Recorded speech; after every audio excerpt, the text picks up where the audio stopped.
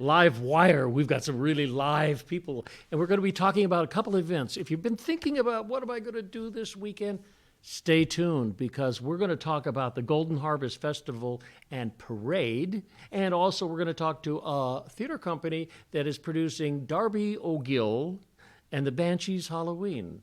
So stay tuned right after this.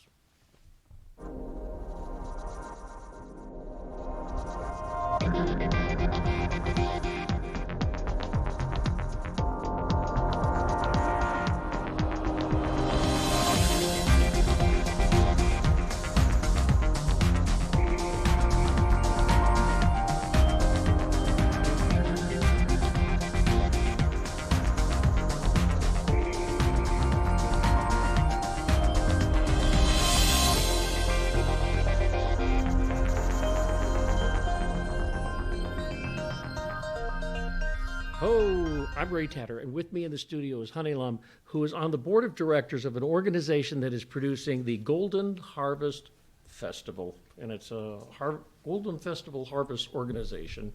And it's going to be, there are two parts to it, a parade and a festival. Is that correct? Yes, the Golden Harvest Parade and Festival takes place on October 29th, this Saturday, from 10 o'clock until 5 o'clock.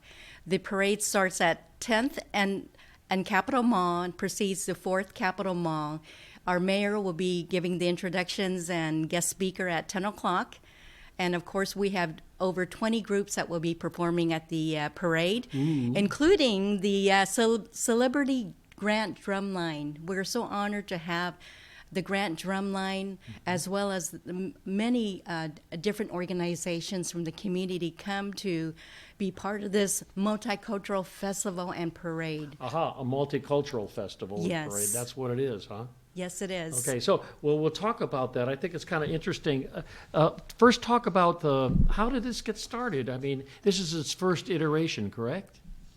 Well, 6 years ago, the organizers planned a nonprofit, the Golden Harvest Parade, and they envisioned that in San Francisco Chinatown every year during Lunar New Year, they would always have this magnificent parade with different sponsors, elaborate floats, and they wanted to have something here in Sacramento that could replicate these magnificent parades. So that vision started over 6 years ago, but 3 years ago, they wanted to start the parade and festival, but because of COVID, it stopped everything. Of course, COVID. Yes. Oh, I forgot about that thing. How could I?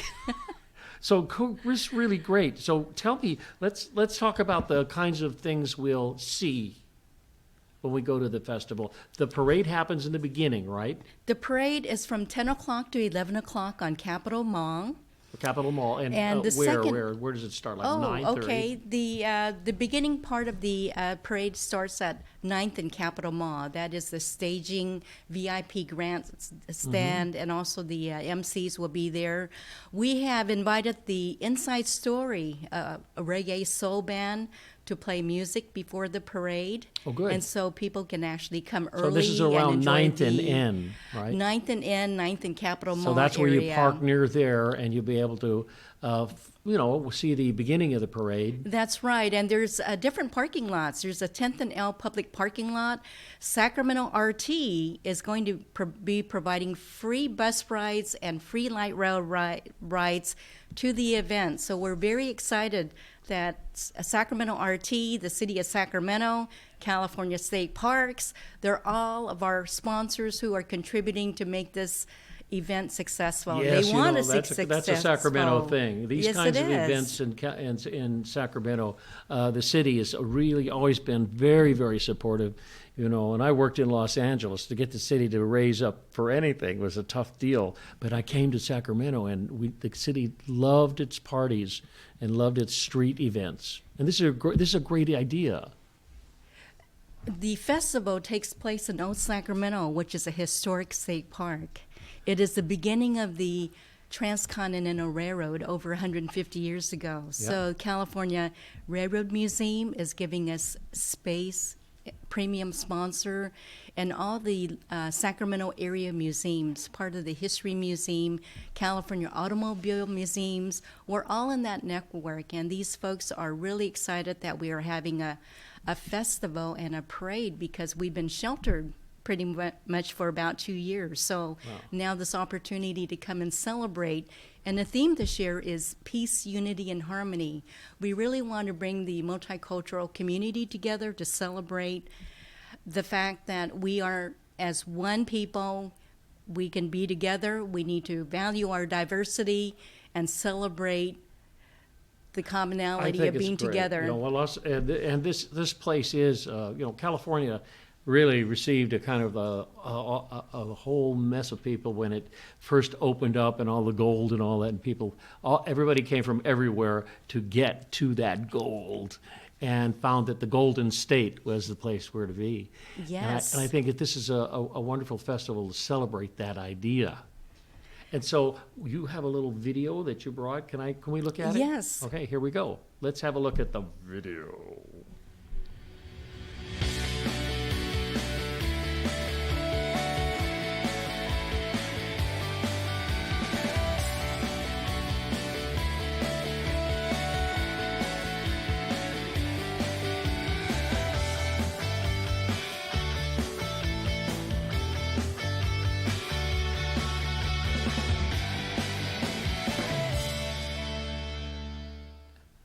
So the multicultural aspect of it. So tell me what kind of diverse entertainers I might want to see there. We've actually planned a lot of nice performers on stage from 12:30 on to 5:30, and it starts with the blessing of a Native American group, including the drummers from the Eastern Ways and our own Sacramento Taikodan, bringing the drummers to really bring in the rhythm of being there to empower the crowd at the festival. So we are very excited because we have over about 20 nonprofits doing outreach from the local organizations, as well as the different arts and crafts vendors from far away and also locally in the area. And these vendors have a variety of items for sale. So please come and support them. Yeah. Food-wise, we have over 8 food vendors, and the food variety is sensational. We have Mac and Grill with the Southeast Asian flavors, Osaka with the Japanese rice cakes, sweet rice cakes. Brazilian Center will be making the vegetarian empanadas. In addition, they will be performing on stage. With the empanadas? Not with the empanadas, but they'll be cooking and making empanadas. And this is great. Sarah Berger's company from the Brazilian Center, yeah. we're supporting her to help give her visibility. She does a lot of good work for the community. She should run for government, but then would take her out of her kitchen. In addition, we have the Smoke and Link, different catering groups that will be providing barbecue flavored dishes, and also the Hefty Gyros will be there as well too, and then also Soul on the Roll. So we have a variety. I could go there and eat wonderful food, walk around, buy Christmas gifts from handmade things, handmade artists, and then sit there full with my gifts and watch some entertainment. That's right. It's going to be a huge event, including we have art contest for the seniors and also students. We had our due date had already passed, but on October 3rd, we had over 33 entries. Wow. So we're giving monetary awards to students from age 5 to high school seniors. And then with the seniors, there's an art contest for the seniors that are over 55 years of age. Artwork awards at 3:30 p.m. And the 3:30 award for the artwork. So if your kid is there, or any kid actually, it's very interesting to be able to watch those, how art awards work, and look at the art beforehand. Yes. And say, ooh, I really like that. And you find out that one won. We will be having the artwork on display at the Art Center, so we also have the tables where the students can come in and draw and participate with that event. So it's all good then. I really like the idea of the food and the the multicultural aspect of the whole thing, and it is really great. And so this is supported by many community-based organizations, correct? We have different sponsors helping us out. Yes, I know in this. addition to the City of Sacramento, the County of Sacramento, the General Produce Company. One of the main sponsors is the Chinese American Council of Sacramento. Yeah. The founder, Frank Fat, founded a nonprofit 35 years ago. So we are actually giving visibility to its milestone, 35-year anniversary. In addition, a memorial to Lena Fat and her family. Yes, yeah, well, they Because the certainly were. celebration of music world dance, Lena had that in her passion. Frank Fat founded the Pacific Rim Street Fest in 1997 thereabouts, and so we really want to bring back that whole aspect of multicultural and celebration, music, dance, cultural diversity, and let people enjoy and learn and be educated. I think it's so. And it is, as I said earlier, it is like the essence of Sacramento, and why not have an event that does that? You know, that it's from its earliest beginnings of people coming from various communities all over the world for the gold, but they found it here. That's right. Good. You are also, I happened to look at your card, and you're also on the a board of directors of a foundation called the Locke Foundation, and that's very well known. The Locke Foundation is a nonprofit organization. It's located in the town of Locke, about 30 miles south of Sacramento. One of the unique aspects of Locke is a National Historical Landmark. One of the few remaining Chinese communities that's founded in 1915 that's still existing as a living history. Yeah, you could go there and you know that this is not an Irish town and it's just by the shape of the roofs of the buildings. That's right. So in 1915, neighboring town Walnut Grove burns. A group of folks from Walnut Grove started leased land from George Locke and started to grow the community. So the community currently has about 80 residents. Seven of those are Chinese. But the point being is that I am representing the Locke Foundation on the planning committee of the Golden Harvest Festival. Yes, that's good. Because we need to show that we can demonstrate planning a citywide event and getting that experience so that we can actually in future write grants to help the Locke Foundation to preserve the Chinese history and the culture Good. of that town. Honey Lum, thank you so much for talking to me about all of these events. And these events are coming right up, and all you have to do is probably Google the words Golden Harvest Parade and Festival on your internet, and all the information that we just gave over the television will be available, right? That's available. So please look in our website, www.goldenharvestparade.org, and donate and support us. All Come and right. visit the parade and festival. We want to see you there on Saturday. They're going to be there. All right, that's it. That's it. We have to take a short pause for the cause, and we're going to come back, and you are going to meet a very interesting gentleman who is a storyteller of great substance. So stay tuned for LiveWire right after short messages.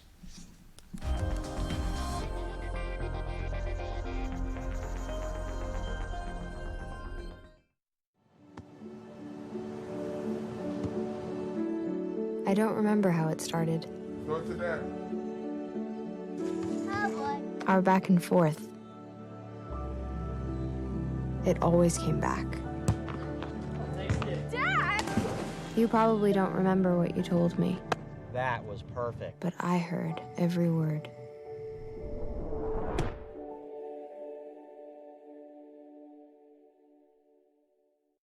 Okay, Dad. 1, 2, 3.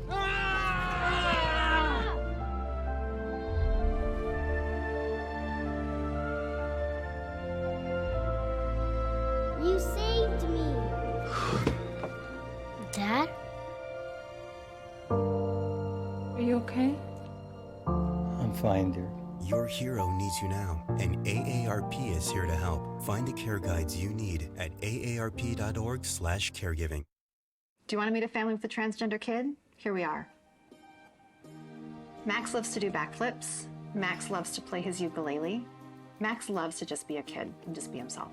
When I found out I was pregnant, all I really wanted was a happy, healthy, whole child. And that's what I got. I think it's really important for people to know that trans kids don't have a political agenda. They are just kids. Like any parent, we love our kids unconditionally, and we will never stop fighting for them. Stand with us. Protect our families.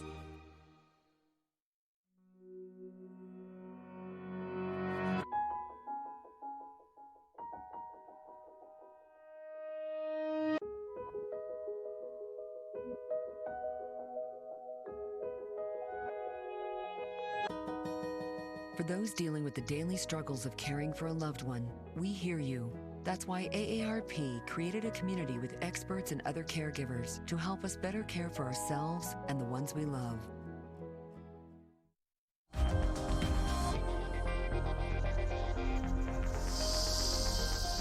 He's an actor, he's a storyteller, a master storyteller, and an author. How do you get to do that? Who let you do that? Well, nobody stopped me. That's the actual situation. Nobody gave me permission, and nobody stops me. That's good, and that's great. What I want to say this book is called The Young Ghost Hunter's Handbook. I think that's fascinating. I can't wait to look at it. And this other one here is called Haunted Nevada City and Grass Valley. Whoa, dude. Those are great. And they're wonderful. They have great pictures in them. Really lovely, lovely, lovely. And so you've made out a number of other books, but these are the most current ones, right? Yeah, those are the most current ones. And I'd buy it the just for the Grass cover. Valley, Nevada City book came out of the fact that I have been doing ghost tours from time to time in Nevada City and Grass Valley for 18 years. And people kept asking me, are you going to write a book? And when I got to the point that I said, I'm starting to get too old to be standing out on the street in October freezing, and if I happen to drop dead in the course of one of these tours, it would be nice to have all the stories written down so they don't disappear along with me. Well, in people's hands, too. Otherwise, they say, what's in that box? I don't know, some books. Get them out of here. So I think tell me about Darby O'Gill and the Banshees Halloween. This is not the Darby O'Gill that you might have seen on the Wonderful World of Disney, right? No. Although there are similarities, because what happened with Disney is they bought the rights to stories that were written in the early 1900s by a fantastic writer by the name of Hermione Templeton Cavanaugh. And to my mind, she is the best writer of what one would call literary fairy tales of all Americans who have been in that genre. I think she's better than L. Frank Baum. But she was not really recognized during her lifetime. Mm-hmm. And I probably wouldn't have known about her if it wasn't the fact that Disney did this show, or a film called Darby O'Gill and the Little People, in which they took bits and pieces of three of her stories and then wrote a script that was about 90% all Disney Studio. And although I think it's a fabulous film, and it had an impact on me when I was a child. That's what got me interested in my Irish heritage. But I doubt that she would have been happy with the film because, it's nowhere close to the richness of her stories. And I think that it's become a mission of mine to get people interested in her work. And so what I did is I took what I think is her most exciting story, which was called the Banshee's Comb, and distilled it down into what can be done in an hour. Yeah. And it's an absolutely fantastic story. You know, it does involve the same Darby O'Gill that you get in the Disney film, but it's quite a deeper character. It's really a classic hero's tale, story of a reluctant hero. When are you going to do this? I want to see it. Well, I'm going to be doing it at the Threepenny Theater, which is the more intimate theater of the three theaters that are run by the California Stage in Sacramento. 25th and R. Right. Yeah. And there it is. You're going to do a Friday night at 8, Saturday night at 2 and 8, and Sunday at 2 and 7. Right. You can bring your kids. There's some tape you brought. What is the tape you brought? Oh, the tape actually has nothing to do with this outside of it's scary. Scary. Yeah, this scary. Yeah, this is a little segment from my latest film. I have a film group that we've done now, I think, 3 films, and this one involves a very bad person who kind of gets what he deserves. And I'll set it up by saying that he has inadvertently run into the grave of a woman who was a mistress of his, who he did not treat well, and there will be repercussions. Oh, there will be. Can we watch something where there's be a repercussion on the screen? Yes. Okay, let's see it.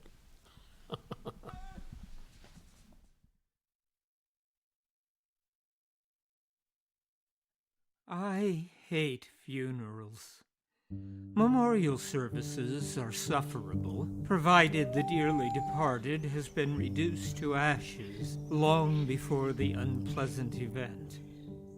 But eulogies over the grim black box, followed by the obligatory trek to the boneyard, where one must try to think of something kind to say before the box is lowered into the ground and the loved ones toss a handful of dirt on top before leaving it to the grave diggers to do a proper job of it. That's me, by the way. The chap making a hasty retreat from the funeral of a business associate. To have not put in an appearance would have been a social faux pas of the highest order. Operator, give me Greenwood 5928. Why did I say that? That's not Fatso's number. Hello? Victor, darling, how lovely to hear your voice again. I have waited so long for you to call me. No. Now, don't you move an inch. No! I shall be with you before you know it. No! Go back! Go back! Go back! Very cool. Thank you. By the way, the voice of the actress, that's Marion Jeffrey, who is, to my mind, one of the best actors that we have in this area. In fact, I think with the possible exception of Lynn Redgrave, she is the best actor I have ever worked with. Wow, and so I'd like to give her credit there. Obviously, and I have seen her on stage myself. So she is, and I agree with you, she's a very fine actor. So Darby O'Gill and Banshee's Halloween is going to be at the Threepenny. It's a very intimate theater. You're right on the action, right? Right. And I like that because I'm imagining it to be the kind of thing where back in the 1800s, before you had television, in Ireland, people would get together in the largest space possible and what they called a shanachie, an Irish storyteller, would sit by the fire and tell them stories. And I think the Threepenny Theater will allow us to have that kind of ambiance. Close feeling. Okay, yes, exactly right. And storytelling, there's a storytelling group in Sacramento, and people can visit them. And I told them about you, and they are coming. Oh, good, good.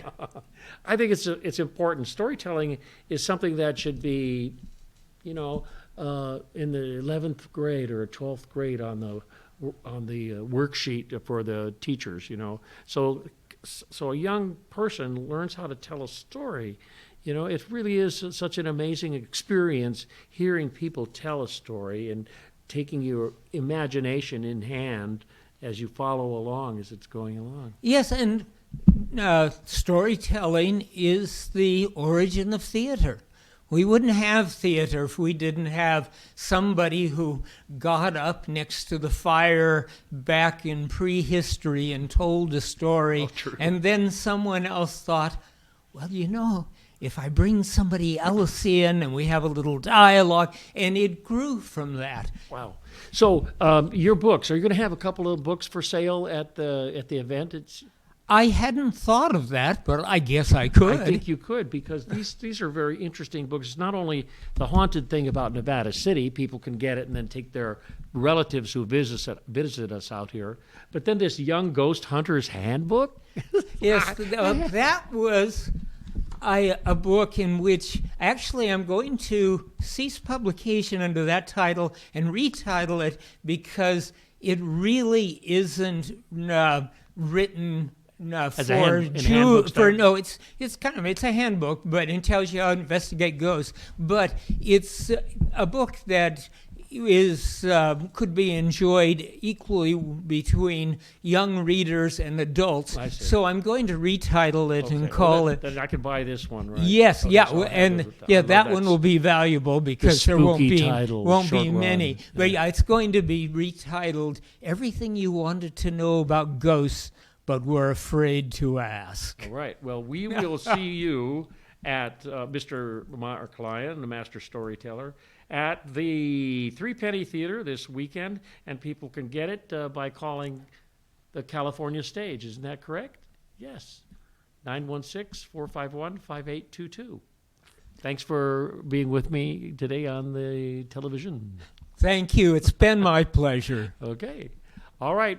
We'll see you next week on LiveWire with wonderful people like Mark Lyon, and hope you enjoy this weekend at the festival, and then you can go over to get some spooky stories taught to you.